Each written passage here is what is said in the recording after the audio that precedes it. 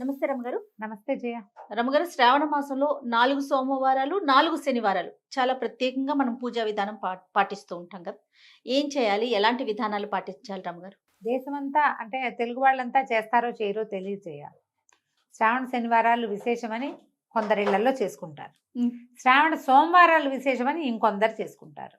ఇవి కంపల్షన్ కాదు. మంగళవారం శుక్రవారం లాగా కాదు. మీకు అవకాశం ఉంటే చేసుకోవచ్చు. ఇవి పర్వదినాలు, మంచి రోజులు. శ్రావణమే అద్భుతమైన మాసం. అంతే. దేవి దేవతలు ప్రసన్నంగా ఉండే మాసం అని చెప్తారు. శ్రవణ నక్షత్ర సంబంధమైన మాసం. చంద్రుడు పౌర్ణమి నాడు శ్రవణ నక్షత్రంలో ఉంటాడు. శ్రవణంలో ఉండటం వల్ల శ్రావణం పేరు వచ్చింది. ఈ శ్రవణ నక్షత్రం ఎవరిది? వెంకటేశ్వర స్వామిది. అందుకని ఇక్కడ ప్రత్యేకంగా శనివారాలు చేసుకునే విధానం కనబడుతుంది. సోమవారాలు మనం ముందు మంగళవారం ఎలాగో గౌరీ పూజ చేస్తాం కాబట్టి సోమవారం నాడు శివ పూజ చేసుకుంటే మంచిది. ముందు సోమవారం గురించి చెప్తాం. కార్తీక సోమవారాలు ఎలా చేస్తామో ఇంచుమించుగా శ్రావణ సోమవారాలు కూడా అంతే విధానం. పగలు ఉపవాసం చేయటం, ఒక పొద్దు ఉండటం, చుక్కలు కనిపించాక శివారాధన చేసుకోవటం. ఇంట్లో ఎవరికైనా శివాభిషేకం అలవాటు ఉన్న వాళ్ళు ఇంట్లో అభిషేకం ఉండి పంచాయతనం ఉండి శివలింగాలే ఉండి అభిషేకం చేసుకుంటాం అనేవాళ్ళు ఉంటారు కదా. వాళ్ళ పద్ధతి ప్రకారం చేసుకునే వాళ్ళ కథ వేరు. ప్రత్యేకంగా కొంతమంది అలవాటు లేకపోయినా వీళ్ళు పెట్టుకుని చేసుకుంటారు. పొద్దున ఉదయకాలం అభిషేకం మంచిది. పగలు ఉపవాసం చేసుకోవటం, సాయంకాలం చుక్కలు కనపడ్డాక అప్పుడు ప్రదోషకాల అర్చన చాలా విశేషం శివుడికి. ఓకే. ఈ ప్రదోషకాలంలో సాయంకాలం వెళ్ళి శివాలయానికి వెళ్ళి శివుడిని దర్శనం చేసుకుని శివాలయంలో ఒక దీపం వెలిగించి వచ్చి ఇంటికి వచ్చి భోజనం చేయొచ్చు. ఒక పొద్దు నియమం. ఓకే. అంతే, ఇదే పద్ధతి. ఈ శివారాధన ఇంట్లోనే శివారాధన చేసుకుంటాం. ఒక పొద్దు ఉండలేము అలాంటి వాళ్ళు, ప్రెగ్నెంట్ లేడీసు, చంటి పిల్లల తల్లులు, పెద్దవాళ్ళు, డయాబెటీస్ ఉన్నవాళ్ళు, మీరు ఆరాధన అయినా చేసుకోండి. శివారాధనకి ఈ రోజు మంచిది. ఓకే.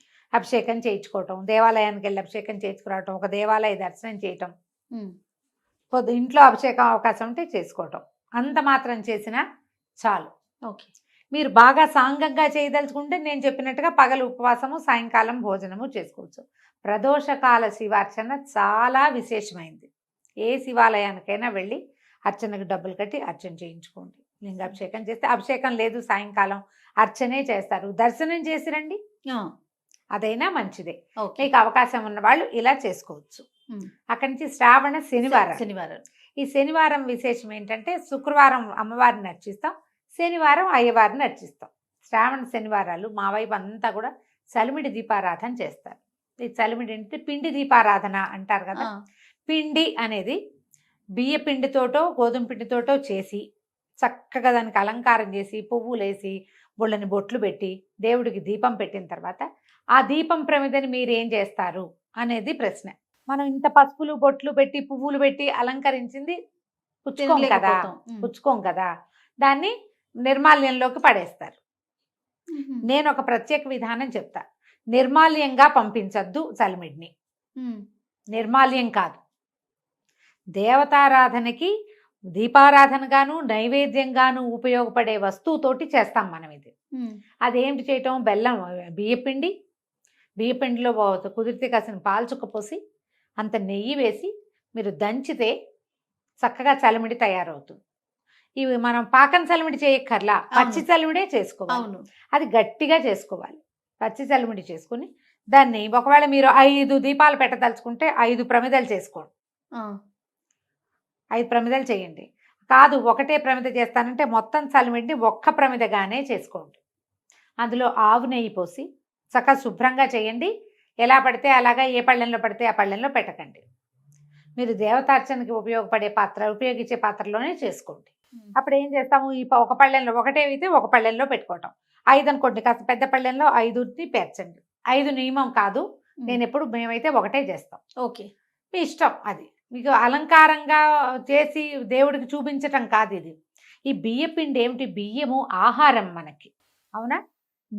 ఆహారంతో పాటుగా మనం ఇంకా ఏం వాడతాం? పాయసంలోకి వాటిలోకి బెల్లం వాడతాం, నెయ్యి, పంచామృతాల్లో ఒకటి. ఈ 3 మహత్తరమైన పదార్థాలని కలిపి మనం చలిమిడి చేస్తున్నాం.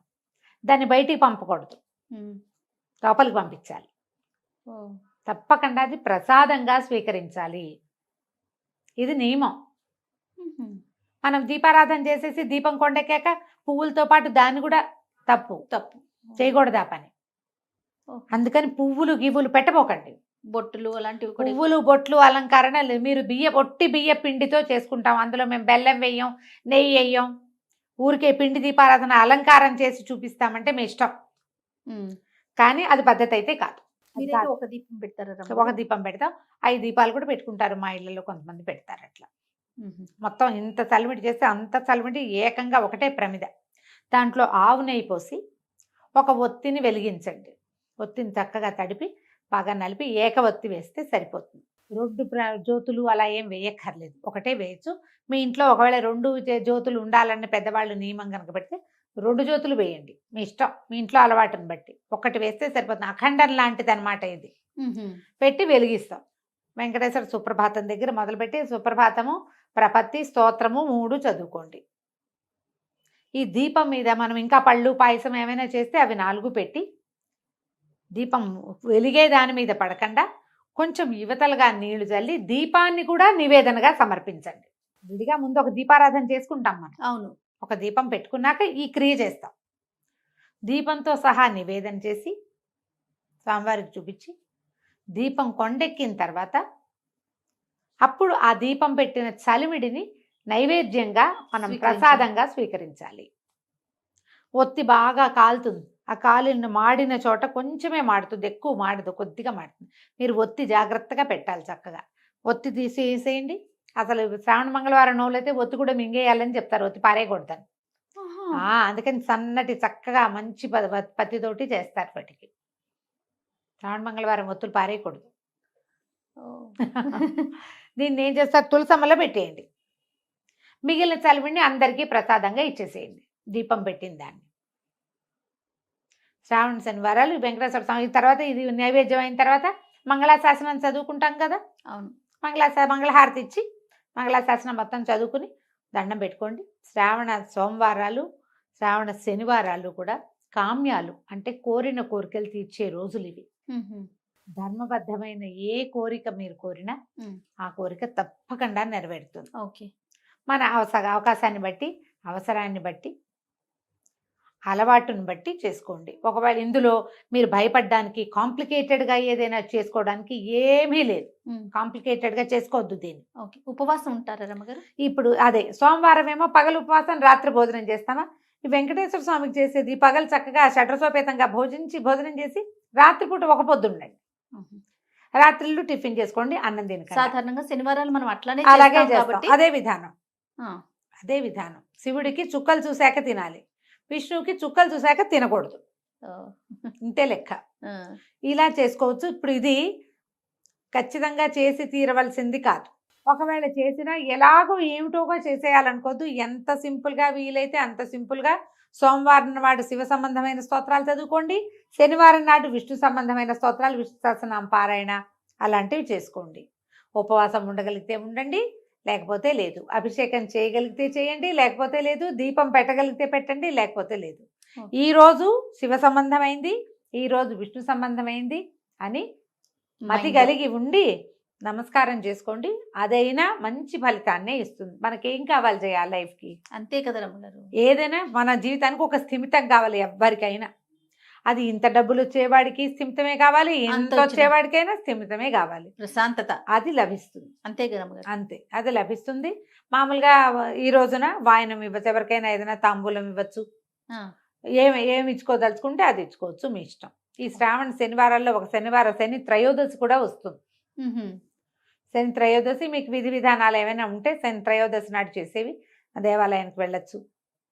శనికి సంబంధించినవి ఏమైనా చేసుకోవచ్చు, ఇబ్బంది లేదు. రైట్ రమ్మగారు. నమస్తే. నమస్తే.